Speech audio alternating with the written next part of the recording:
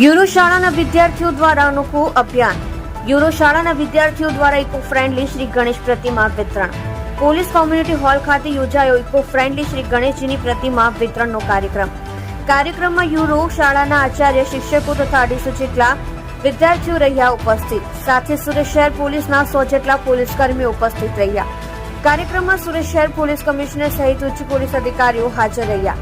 પર્યાવરણને બચાવવાના સંદેશો સાથે વિદ્યાર્થીઓને ઇકો ફ્રેન્ડલી શ્રીજીની પ્રતિમાઓનું વિતરણ કર્યું. વિદ્યાર્થીઓએ 100 જેટલી પ્રતિમાનું વિતરણ કર્યું.